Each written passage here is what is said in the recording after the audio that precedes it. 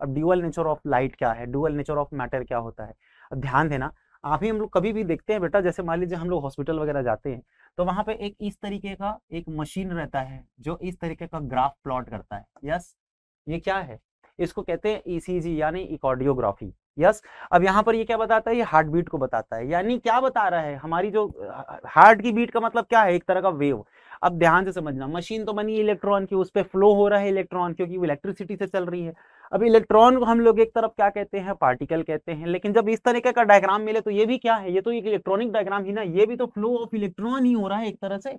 तो कहाँ है इलेक्ट्रॉन में पार्टिकल नेचर, उसमें कौन सा नेचर आ गया, देखो एक वेव का भी नेचर आ रहा है। इसी को प्रूव करने के लिए डुअल नेचर ऑफ लाइट की थ्योरी आई। कोई भी पार्टिकल हो, सनलाइट को देखो, हमारे पास सनलाइट हमारी कैसी है, पार्टिकल से मिलकर गई, फोटोन से, लेकिन इसके पास भी डुअल नेचर है।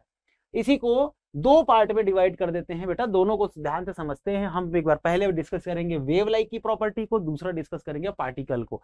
बेहतर होगा क्योंकि पार्टिकल के बारे में हमने पहले जाना है, तो पहले हम इसी के बारे में बात कर लेते हैं। लाइट ऑल्सो बिहेव्स, है ना। अब देखो जनरली लाइट को मान लो, चाहे आप किसकी बात करते हो, चाहे आप बात करिए फोटोन पार्टिकल की, चाहे आप बात करिए इलेक्ट्रॉन पार्टिकल की, ठीक है, कोई भी तरह का लाइट रेडिएशन, ये सारी चीजें होंगी, कैसे बिहेव करती है। एक पार्टिकल तो है ही, हम सबको मालूम है, हमने ऑलरेडी 11th में पढ़ा भी है, discovery of electron proton neutron, है ना। और जैसे सारी जो लाइट होंगी, लाइट का जो बेसिकली पार्टिकल है वो क्या है, फोटोन है। अगर हम लोग इलेक्ट्रिक मशीन के बारे में बात करेंगे तो वहां पे कौन फ्लो होगा, इलेक्ट्रॉन फ्लो होगा, लेकिन जो रेडिएशन निकलेगी उसमें क्या रहेगा, फोटोन। यस, अब ध्यान से समझना इस चीज को। इनके पास जनरली क्या होती है, इन पार्टिकल के पास फ्रीक्वेंसी होती है। कैसे, इलेक्ट्रॉन के पास मास होता है, यस और नो, इलेक्ट्रॉन के पास मास होता है, फोटोन के पास मास होता है, न्यूट्रॉन के पास मास होता है, प्रोटॉन के पास मास होता है। तो सारे पार्टिकल के पास एक चीज तो पक्की है, क्या, मास फिक्स होता है। इनकी सबकी अपनी एक फ्रीक्वेंसी होती है, फ्रीक्वेंसी जिसको हम लोग स्मॉल एफ या न्यू से भी दिखाते हैं। यस और नो, ऑलरेडी पढ़ चुके हैं इसके बारे में इलेक्ट्रोमैग्नेटिक रेडिएशन वाली थ्योरी में, ठीक है। इनके पास है ना, और वेयर यहाँ पर जनरली दिया गया है जो frequency E is equal to h nu, याद करो E is equal to h nu, जहां एच प्लैंक कांस्टेंट है और न्यू क्या है, इनके पास अपनी एक फ्रीक्वेंसी है, ठीक है। फोटॉन्स कैरी मोमेंट, अब ये मोमेंट भी करता है, क्यों, क्योंकि ये चीज याद करने के लिए हमने क्या देखना है, इसके पास मोमेंट होगा, यानी मास है, और इलेक्ट्रॉन के पास क्या है, वेलोसिटी है। हर इलेक्ट्रॉन अगर घूम रहा था, बोर का मॉडल ही देख रहे थे, इसके पास क्या क्या चीजें मौजूद है, खुद देखो, इलेक्ट्रॉन तो है ही, इलेक्ट्रॉन के साथ क्या क्या है उसमें, उसमें मास, इलेक्ट्रॉन के पास क्या है, मास है, और क्या है, वो घूम भी रहा है, तो उसके पास क्या है, वेलोसिटी, यानी कुल मिलाकर के इलेक्ट्रॉन का एक मोमेंटम चल रहा है, ठीक है। तो कुछ भी पार्टिकल अगर हम लोग लेते हैं तो वो वेव की तरह भी बिहेव करेंगे, उसके बारे में अभी हम देखेंगे।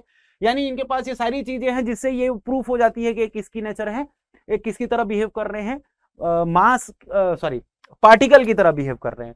वहीं अगर हम लोग देखें तो इनमें तीन अलग अलग चीजें भी देखना। जब डिस्कवरी ऑफ कैथोड रे पढ़ाए थे तो याद करिए हमने कैथोड रे के बारे में पढ़ा था, ठीक।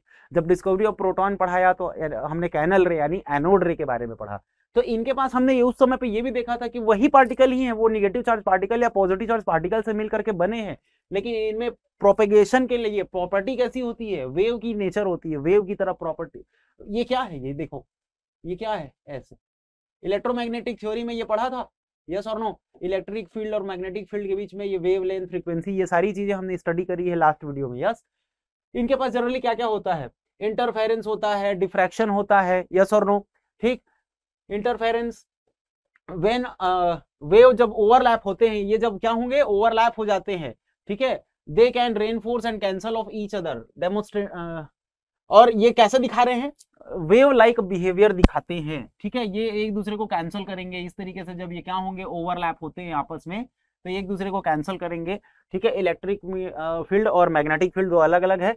डिफ्रैक्शन कैसे देखने को मिलेगा, लाइट जनरली बैंड हो जाते हैं, यस, और इनमें भी वेव की कैरेक्टरिस्टिक्स देखने को मिलती है। तो इन कुछ चीजों को, इन कुछ एविडेंसेस को लेकर के ये चीज प्रूफ हो गई भाई कि लाइट में क्या क्या चीजें मौजूद है, पार्टिकल तो है ही, साथ ही साथ क्या मौजूद है, वेव की तरह भी बिहेव करता है। इसी को प्रूफ करने के लिए हमारे एक साइंटिस्ट हुए जिनका नाम क्या था, डी ब्रॉगली। ये है डी ब्रॉगली साहब। इन्होंने क्या किया था बेटा, इसके ऊपर एक पूरा अपनी एक थ्योरी, इसके ऊपर रिसर्च करी उन्होंने और अपना एक इक्वेशन दिया जिसको हम लोग किस नाम से जानते हैं, डी ब्रॉगली इक्वेशन के नाम से जानते हैं प्यारे बच्चों।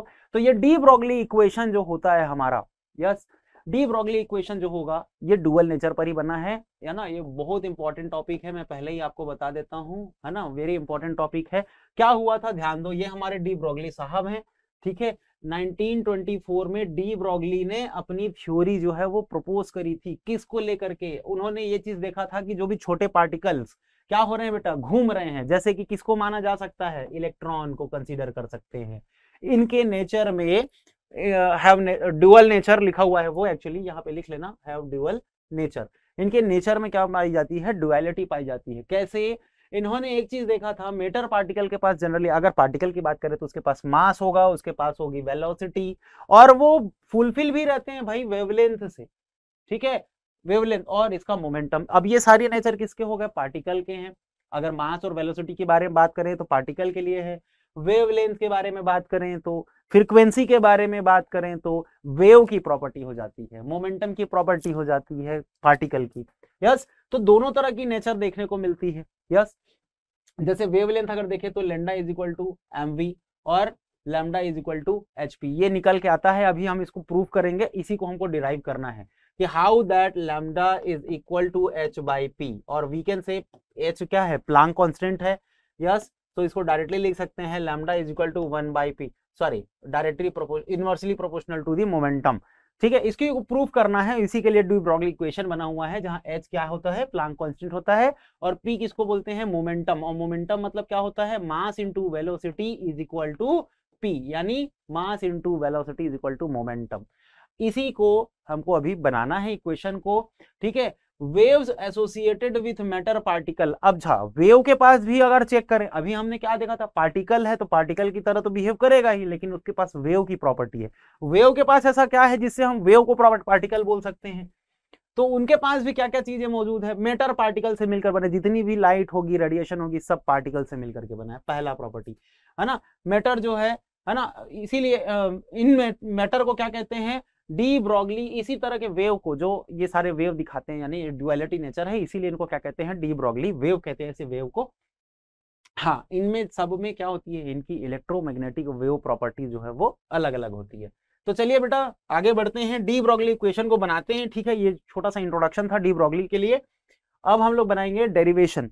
डेरिवेशन यानी इसका जो आएगा लिखने के लिए, ये जनरली आता है आपको 3 मार्क्स में, ठीक है।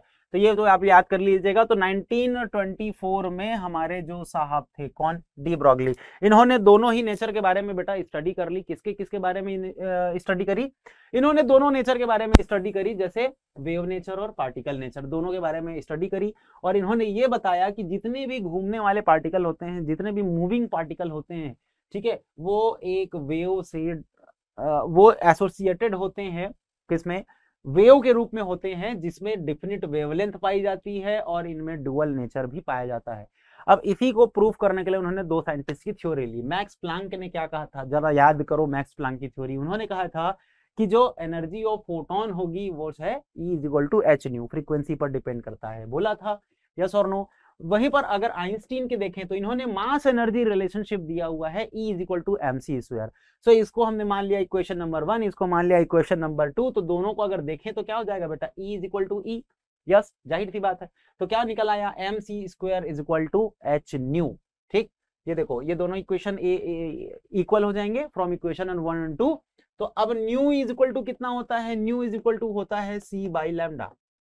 New is equal to frequency, और फ्रीक्वेंसी का मतलब क्या हो गया, c बाई लैम्डा, यानी velocity of light divided by wavelength, ठीक है। तो इसकी जगह पे हम लोग अब v की जगह, न्यू की जगह पे क्या पुट कर सकते हैं, c बाई लैम्डा पुट कर सकते हैं। तो यहाँ पे आप नोट करिए, mc square is equal to कितना हो गया, h into c by lambda. अब आपको कैलकुलेट करना है वेवलेंथ।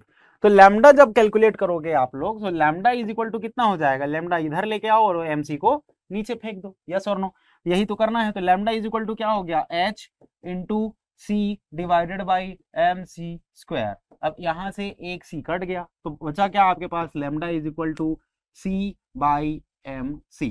अब ध्यान देना प्यारे बच्चों, इसी के लिए अगर हम बात करें, किसके लिए, इसके लिए अगर बात करें, तो यहां पर जो mc लिखा हुआ है, क्या आया हमारे पास equation, lambda is equal to c divided by mc, yes, ये आया, सॉरी माफी चाहूंगा, 1 डिवाइडेड बाई क्या आया, 1 डिवाइडेड बाई mc, या आप डायरेक्ट लिख सकते हो h, ठीक है, यहाँ पे एच भी है, h divided by m c. Yes, अब ये जो सी है ये क्या होता है, सी जो होता है दिखाता है वेलोसिटी ऑफ लाइट को। किसको दिखाता है, वेलोसिटी ऑफ लाइट को, जो कि कितना होता है 3.8 into 10 to the power, sorry